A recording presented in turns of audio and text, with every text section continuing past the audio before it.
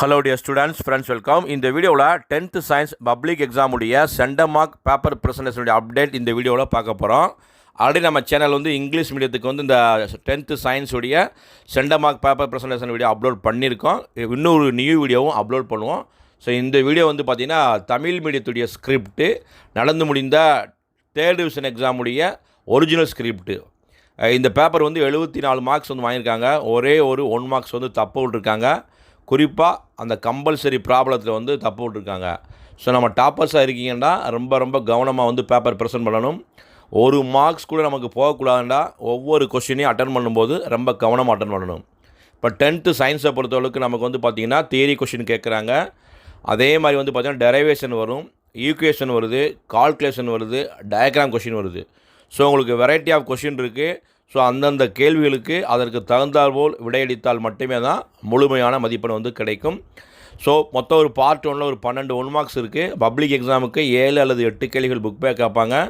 Remaining question வந்து கண்டிப்பாக புக்கின்னு தான் வரும். ஸோ நீங்கள் டாப்பர்ஸாக இருக்கீங்க, முழுமையாக ஸ்கோர் பண்ணணும்னா புக்கின் கேள்விகளை படிக்கணும். 1 மார்க்ஸை பொறுத்தளவுக்கு நம்ம ஆன்சர்ஸ் எழுதணும், அதற்கு ப்ராப்பரான ஆப்ஷன்ஸும் எழுதணும். கொஞ்சம் ஸ்பேஸ் விட்டு எழுதுங்க. கண்டினியூட்டியாக நெருக்கி 1 மார்க்ஸ் வந்து எழுதாமல், தொடர்ந்து எழுதாமல் கொஞ்சம் ஸ்பேஸ் விட்டு வந்து எழுதுங்க. நீட்டாக அழகாக எழுதுங்க. அதே மாதிரி எந்த ஒரு ஆன்சர்ஸுமே நூக்கன் கார்னர்ஸ் எழுதாமல் ஒவ்வொரு கேள்விகளுக்குமே அலைன்மெண்ட் பண்ணுங்கள். ஒரு கேள்வி 2 மார்க்ஸ் வந்து முடியுதா, அலைன்மெண்ட் பண்ணுங்கள். அதே மாதிரி பார்ட் 2 பார்ட் 3 பொறுத்தவரைக்கும் வந்து பார்த்திங்கன்னா, இப்போ நியூட்டன்ஸ் செகண்ட் லா மட்டும் கேட்குறாங்கன்னா அந்த ஹெட்டிங்கை போடுங்க. பாய்லிஸ் லா கேட்குறாங்கன்னா அந்த ஹெட்டிங்கை போடுங்க. அதேமாதிரி ஏதாவது ஒரு அப்ளிகேஷன்ஸ் கேட்குறாங்க, ஒரு யூசர்ஸ் கேட்குறாங்கன்னா, இப்போ கான்கேவ் லென்ஸ் அப்ளிகேஷன் கேட்குறாங்கன்னா அதோடைய ஹெட்டிங்கை போட்டு 2 பாயிண்ட் அழகாக எழுதுங்க. இதே மாதிரி தான் 4 மார்க்ஸ்க்கும்.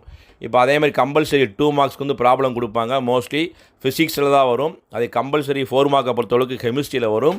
ஸோ நல்லபடியாக ப்ராப்பராக வந்து ஒர்க் அவுட் பண்ணுங்கள். கம்பல்சரி ப்ராப்ளம் உங்களுக்கு கேட்கும்போது அந்த ப்ராப்ளத்துக்குரிய ஃபார்முலா எழுதணும்.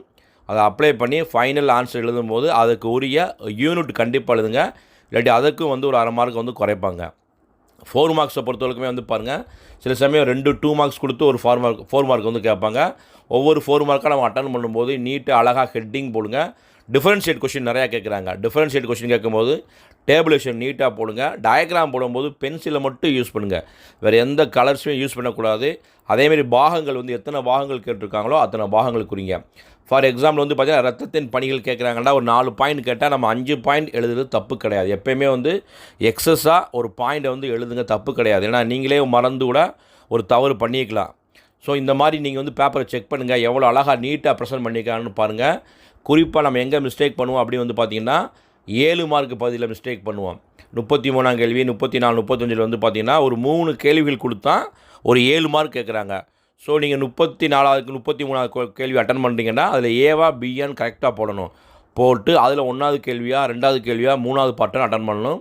சிலர் என்ன பண்ணுறாங்கன்னா 33வது கேள்வியில் ஏ பார்ட்டில் வந்து ஒரு 2 கொஸ்டின் அட்டன் பண்ணிவிட்டு அதுக்கு சாய்ஸில் பியில் ஒரு கேள்வி அட்டன் பண்ணலாமான்னு கேட்குறாங்க. அப்படி அட்டன் பண்ணால் கண்டிப்பாக வேல்யூ பண்ண மாட்டாங்க. எக்ஸஸ் கொஸ்டினையும் எழுதாதீங்க, ஓவர் ரைட்டிங் வந்து பண்ணாதீங்க. லெஜிபிள் ஹேண்ட் ரைட்டிங் எழுதுங்க. இன்கேஸ் உங்களுடைய ஆன்சர்ஸில் தவறுகள் இருந்தால் அதை ஸ்ட்ரைக் அவுட் மட்டும் பண்ணுங்கள். ஓகேங்களா? இதெல்லாம் வந்து பேசிக்காக நீங்கள் பண்ணும்போது உங்களுக்கும் முழுமையாக மதிப்பெண் கிடைக்கும். ஆன்சர் வந்து குறைவாக இருந்தாலும் மிகச்சரியாக இருந்தால் மட்டுமே தான் சயின்ஸில் வந்து முழுமையாக மதிப்பெண் வந்து கொடுப்பாங்க. ஸோ இதோடைய ஸ்கிரிப்டை டிஸ்கிரிப்ஷன் பாக்ஸில் கொடுத்துறேன். ஸ்கிரிப்ட் எப்படி இருக்குன்னு கமெண்டில் வந்து பதிவு செய்யுங்க. 74 மார்க்ஸ் வந்து வாங்கியிருக்காங்க.